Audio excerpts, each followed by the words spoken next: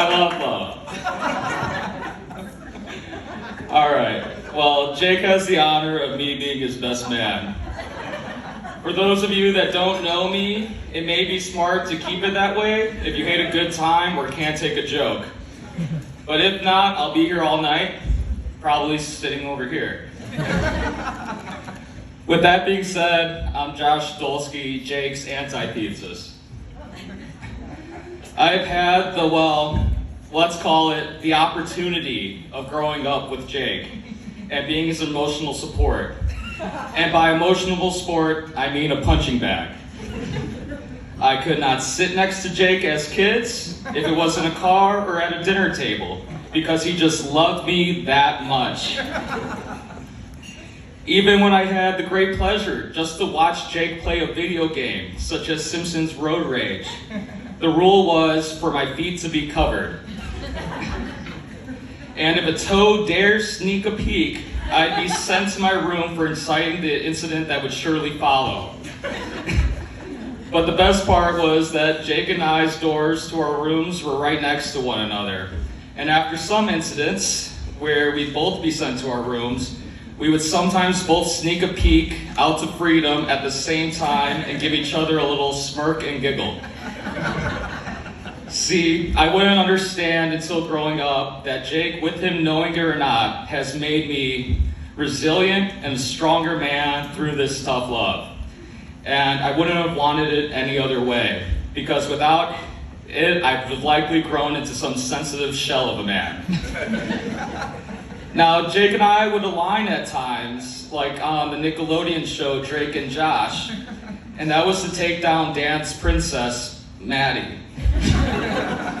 From making her eat yellow snow as a toddler, to us duct taping her to a chair and throwing darts over her head while her parents were gone, I discovered that Jake and I, working as a team, would more accurately be compared to the Kane and the Undertaker, the brothers of destruction. Now, moving to our high school days together, I'll come clean if I haven't already, but I was the one to rat Jake for hosting an underage drinking party that was coined as Domination Dolsky. I ratted on him even though I helped with the planning by convincing Maddie to go and sleep over at her friend's house that night. So to Jake and all of his friends that are attending here tonight, I do want to say, I'm not sorry. Underage drinking is not cool. But it did become cool once I had my first drink with Jake at his senior year prom. Once that prom night happened, Jake and I started aligning more often. We're a bond over having some drinks, playing some bags, and holding the household hostage. We began to take form. And I and Jake started to discover that we had more in common with each other than we thought. From then on, Jake went off to college. I would go and visit that disgusting campus of ISU, where Jake and the other degenerates would serve 4 years and be released if they were on fairly good behavior. And the experience I had at ISU with Jake are ones that I should not share here tonight. But it taught me 2 things. 1, I was definitely not going to school there. And then 2, that Jake is actually very smart and can excel at school when you can see the light at the end of the road. So Jake graduated from ISU with a broken leg that was a result of him visiting me at IU for Little 5. But from there, he got a job in Chicago and accelerated at his career. And he ended up purchasing his own place in the city, which I'm currently a tenant at now. But prior to him getting his place in Chicago, we had a COVID spring and summer together, where Jake and I's true brotherhood would finally take form and be locked in forever. COVID had Jake and I trapped in our parents' house with only ourselves a lot of times to entertain one another. That led us to many long nights of studying and trying to figure out what black matter was, in which many cases would carry into the morning.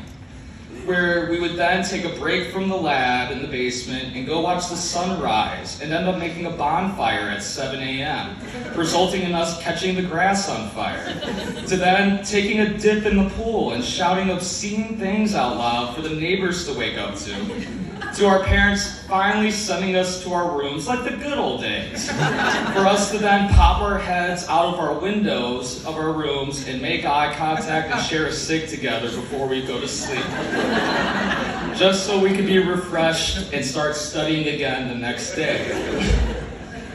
See, once COVID was settled and Jake moved into his place in the city, we began to catch word that a young lady named Star would be crashing at Jake's place, which would then blossom them into dating. From there, I and my family would spend many great memories with Star in Chicago, where on one instance, Star asked me if we were friends, and I answered, maybe one day. But I do thank Star for the service she has done, for her resilience in trying to tame Jake, being his live-in doctor for when he does something stupid and not killing him.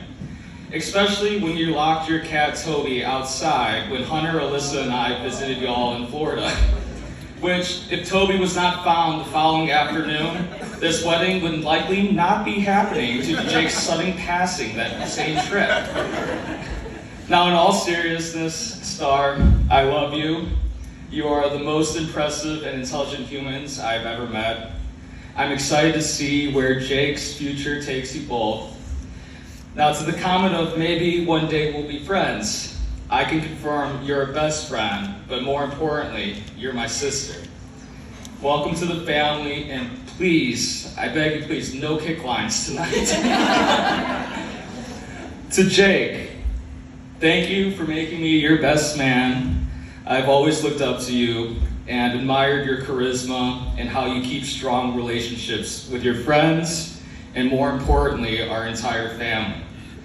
I do want to remind you that we are in Illinois. I have loaded up my account on the Illinois Lottery app, and there are piggies in the banks that need to finally win us some money.